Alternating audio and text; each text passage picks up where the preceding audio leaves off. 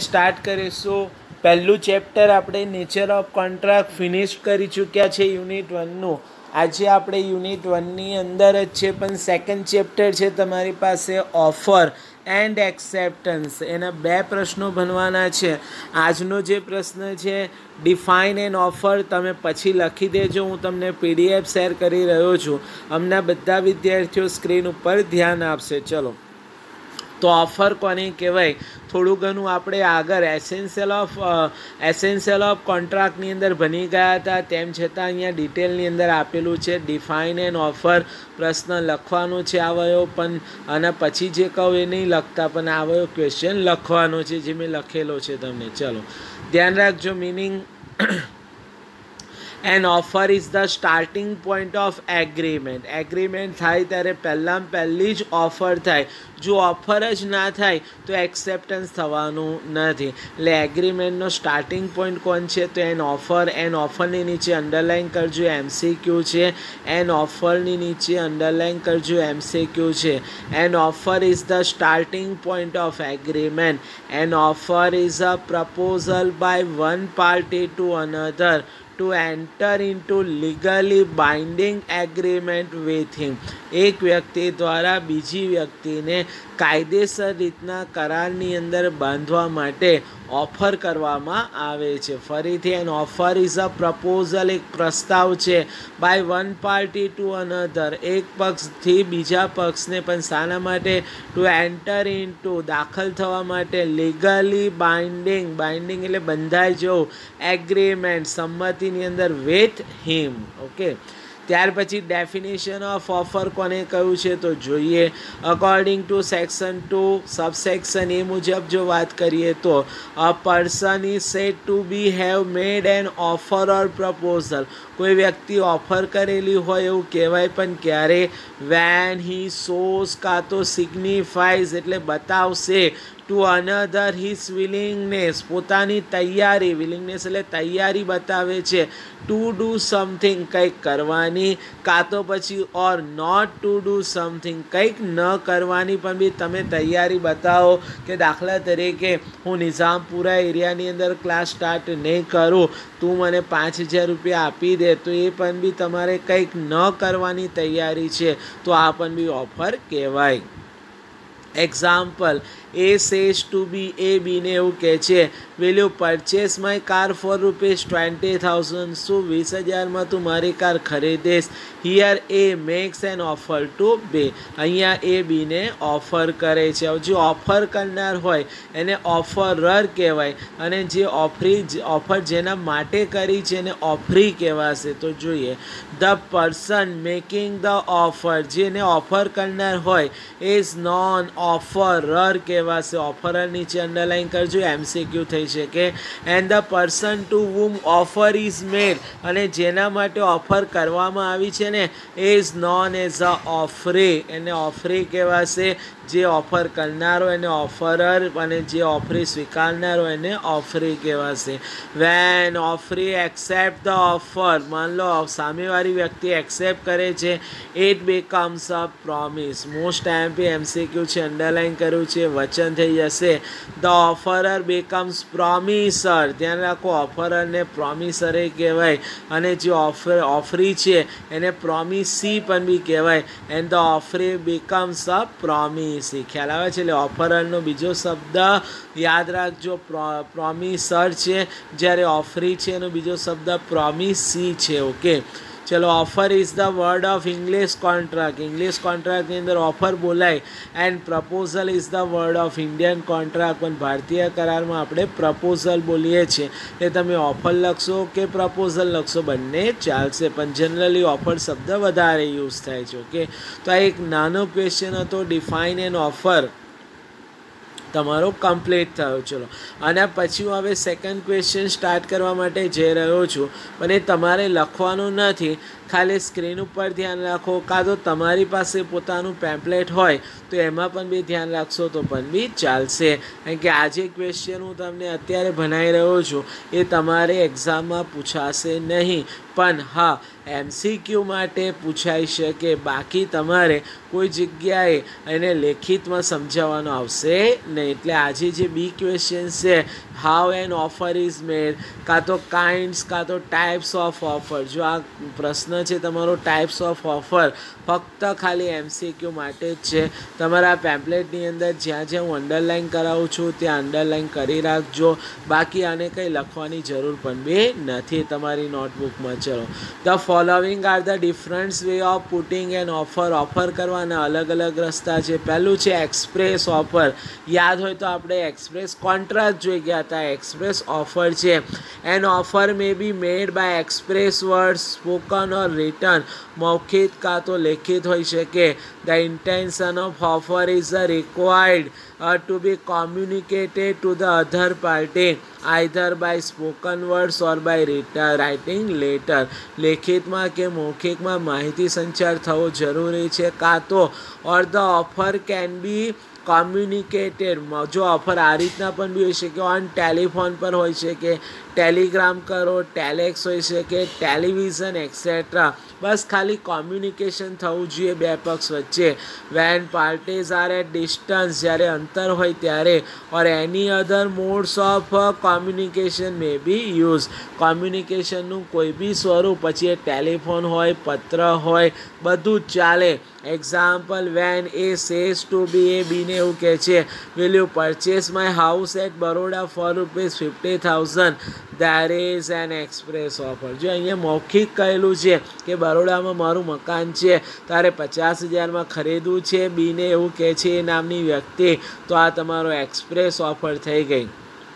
બીજું છે when A advertises in newspaper offering ₹100 to anyone who finds and return his lost dog. જો એ નામની વ્યક્તિ પેપરમાં એડવર્ટાઇઝમેન્ટ આપે છે કે ભાઈ જે મને મારો કૂતરો ખોવાઈ ગયો છે શોધી આપશે અને હું ₹100નું ઇનામ આપીશ, તો દેર ઇઝ એન એક્સપ્રેસ ઓફર. કેમ કે જો અહીંયા કોમ્યુનિકેશન બાય ન્યૂઝપેપર છે તો પણ બી ચાલે, પણ કોમ્યુનિકેશન થવું જરૂરી છે. એ ખાસ યાદ રાખજો ઓફરની અંદર. સેકન્ડ છે ઇમ્પ્લાઇડ ઓફર. ઇમ્પ્લાઇડ માની લેવાનું છે, કહેવાનો મતલબ આપણે ઇમ્પ્લાઇડ કોન્ટ્રાક્ટ બની ગયા હતા, ઇમ્પ્લાઇડ ઓફર છે. An offer may also be implied from the conduct of the parties or from the circumstances, પરિસ્થિતિ મુજબ. So no oral or written invitation is given. જો અહીંયા લેખિત કે મૌખિક કહેવામાં આવે નહીં. યાદ હોય તો મેં તમને એક એક્ઝામ્પલ આપ્યું હતું, બસમાં બેસો છો તો ટિકિટ લેવી પડશે, રેસ્ટોરન્ટમાં જમવામાં ચાનો ઓર્ડર આપો છો કે જમવાનો ઓર્ડર આપો છો તો પૈસા આપવા પડશે. This is known as implied offer. It is that offer which is taken for granted, જેને મંજૂરી આપવામાં આવે છે. Example, government buses run on a particular route. જો સરકારી બસો નક્કી કરેલા રૂટ પર ચાલશે. એ રીતના હોટલ્સમાં જશો, cinema theatres, automatic weighing machine, તમે જાતે જ તમારું મશીન વજન કરી આપે, પૈસા નાખો તો તમને ટિકિટ મળી જશે વજનની, એક્સેટ્રા. તો આ બધા જ ઇમ્પ્લાઇડ ઓફરના એક્ઝામ્પલ થઈ ગયા. ત્યાર પછીની 2 લાઈન કાન નાખજો, બસનું જ એક્ઝામ્પલ છે પણ એ કંઈ સમજવાની જરૂર છે નથી.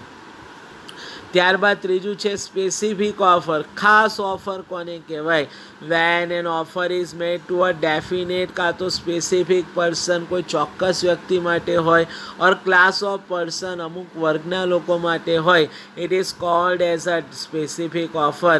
It can be accepted only by the person or the class of person to whom it is made. જેને કરવામાં આવી હોય ઓફર એ જ સ્વીકારી શકશે, બધા લોકો સ્વીકારી શકશે નહીં. હું મારા મિત્રને જ કહું છું કે ભાઈ તારે મારી ગાડી ખરીદવી હોય 20,000માં તો હું વેચવા તૈયાર છું, તો કોઈ ત્રાહિત પક્ષ કાં તો મારો બીજો મિત્ર આવીને ડાયરેક્ટ એવું ના કહી શકે કે યસ આઈ એક્સેપ્ટ ઇટ. એવું ચાલશે નહીં, કેમ કે મેં સ્પેસિફિક ઓફર કરી છે.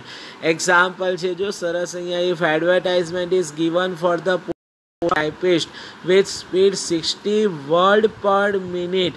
તો 1 મિનિટની અંદર 60 શબ્દો છાપનારે જ આવવાનું છે ટાઈપિસ્ટની જોબ માટે, એવી એક ઓફર છે. Then only those persons who know typing and possess speed of 60 word per minute can accept it. તો 60ની સ્પીડવાળા જ આવશે, પછી 50 કે 40ની સ્પીડવાળાએ ત્યાં જવાનું જરૂર નથી, કેમ કે આ સ્પેસિફિક ઓફર થઈ ગઈ. જનરલ ઓફર, ઓફર બધા માટે હોય. When offer is made to the world at a large, it is called a general offer. General offer નીચે અંડરલાઇન કરી નાખજો. બધા માટે, આખા વિશ્વ માટે હોય. Such an offer may be accepted by anyone, કોઈ પણ બી સ્વીકારી શકશે. And when a certain person accept it, માન લો જ્યારે સ્વીકારે ને, it results in a contract, કે કરાર થઈ જતો હોય. Example, father advertise in the newspaper to pay reward of ₹5,000 to anybody. કોઈને પણ બી વળતર આપશે પિતાજી 5,000 રૂપિયાનું, પણ ક્યારે? who find his missing son, એના ખોવાઈ ગયેલા પુત્રને શોધી આપશે તો 5,000 રૂપિયાનું રિવોર્ડ્સ આપશે, એવું ન્યૂઝપેપરમાં એડવર્ટાઇઝમેન્ટ આપે છે. તો આ જનરલ ઓફર થઈ ગઈ. જે વાંચે એ બધા જ લોકો, જેને વાંચ્યું એટલે ડાયરેક્ટલી ઇનડાયરેક્ટલી વાત કરીએ તો એને કોન્ટ્રાક્ટ કરી દીધો એવું કહેવાશે. અને જો શોધીને લાવીને આપે તો એને પૈસા આપી દેવા પડે. પણ ધ્યાન રાખજો, અહીંયા ભલે જનરલ ઓફર છે પણ કોઈ વાંચ્યા વગર જાય છે અને ખબર જ નથી, એના છોકરાને આપી દે છે અને પાછળથી એને ખબર પડે છે કે ભાઈ જે શોધી આપે ને 5,000નું ઇનામ હતું તો એને 5,000 રૂપિયા આપવામાં આવશે નહીં, અને કોર્ટમાં કેસ કરશે તો પણ બી એનું કશું ચાલશે નહીં, એની ફેવરમાં જવાબ આવશે નહીં. એટલે ધ્યાન રાખો, ન્યૂઝપેપરમાં વાંચ્યું હોય એ જ દાવો કરી શકે એના છોકરાને પાછો, પણ વાંચ્યા વગર ગયેલા છે તો પછી એ પાછળથી એને જાણ થાય છે કે ભાઈ આવું રિવોર્ડ હતું તો એ દાવો કરી શકશે નહીં. ઓકે, આગળ જતાં ડિટેલમાં આવશે બનવાનું. આ જનરલ ઓફર છે. ઓકે, ત્યાર પછી પોઝિટિવ ઓફર, હકારાત્મક ઓફર હોય, જેમાં કંઈ કામ ન કરવાનું ના હોય પણ કામ કરીશ એવું હોય તો positive offer. Offer may be made to do some act, કંઈક કરવાનું, ઓર ટુ રિસ્ટ્રેન એટલે અટકાવવાનું, સમ એક્ટ આ કામ હું નહીં કરું કહેવાનું મતલબ.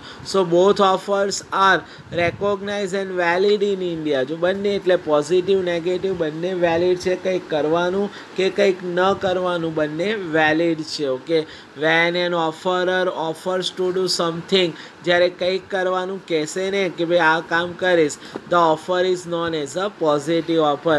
પણ એવું કે આ કામ હું નહીં કરું તો એ નેગેટિવ ઓફર થઈ જશે.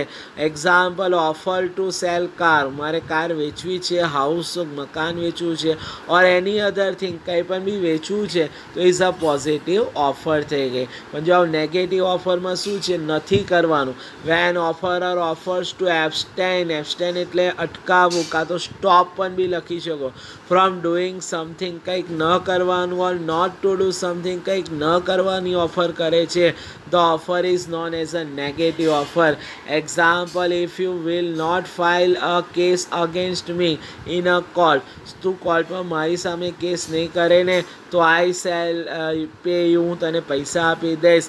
It is a negative offer. એટલે ન કરવાનું. મેં તમને હમણાં જ એક્ઝામ્પલ આપ્યું ને કે ભાઈ નિઝામપુરામાં હું કોઈ ટીચરને એવું કહું ભાઈ તારે ક્લાસ નહીં ઓપન કરવાના, હું તને 25,000 રૂપિયા આમ જ આપી દઈશ, તો એ નેગેટિવ ઓફર થઈ ગઈ કહેવાનો મતલબ. ચલો, છેલ્લું છે કાઉન્ટર ઓર ક્રોસ ઓફર. આ ખાસ MCQની અંદર પૂછાય છે. When a counter proposal is made by other party related to the main offer, it is consider as a counter offer. Simple example આપી દો. મારે મારી કાર તમને 20,000માં વેચવી છે, પણ તમે મને સામે પાછી ઓફર આપો છો 20,000 નહીં 18,000માં હું ખરીદું, તો આ કાઉન્ટર ઓફર થઈ ગઈ કહેવાનો મતલબ. ઓકે, ચલો, ઇન સચ અ કેસ, આવા કેસની અંદર the counter offer to a proposal amount to its a rejection, જે કેન્સલ કર્યું એના બદલામાં નવી ઓફર હોઈ શકે. Example, A offer to sell is car to B, A બીને કાર વેચવા માગે છે for ₹20,000. B offer to purchase the car for ₹18,000. હું ખરીદું ખરો પણ 18,000 રૂપિયામાં, તો એને સામે ઓફર આપી બીજી તરત જ. This is a counter offer. આ એક્ઝામ્પલની આ અંડરલાઇન કરી રાખો. આના પરથી MCQ પૂછાય કે ભાઈ આ કઈ ઓફર છે, આવું કોઈ બી એક્ઝામ્પલ હોઈ શકે, તો એ કાઉન્ટર ઓફર તમારે લખવાનું છે. Here A can refuse the offer, જો કેન્સલ કરી શકે, even if B agrees to accept the original offer. માનો એને 18,000 કહ્યા પણ પાછળથી એવું પણ મેં કહ્યું કે હું 20,000માં ખરીદીશ, તો હવે કેન્સલ, હવે નવેસરથી એને ઓફર કરવી પડે, કેમ કે કાઉન્ટર ઓફર આપીને ક્રોસમાં, એટલે જૂની ઓફર ઓટોમેટિકલી કેન્સલ થઈ જાય. ઓકે, તો આ હતા તમારા ટાઈપ્સ ઓફ ઓફરના 7 પ્રકાર હતા. ક્લાસિફિકેશન કાં તો કાઇન્ડ્સ ઓફ ઓફર તમે તૈયાર નહીં કરો તો 100% ચાલશે, પણ MCQ માટે ખાલી એક બે લાઈન તમારે વાંચી લેવાની કે ભાઈ આ કયા ટાઈપની ઓફર છે, જેથી તમને MCQમાં ઇઝી રહેશે. ઓકે, ચલે ગુડ બાય, મળીએ છીએ આવતીકાલે આપણે બીજા પ્રશ્ન સાથે.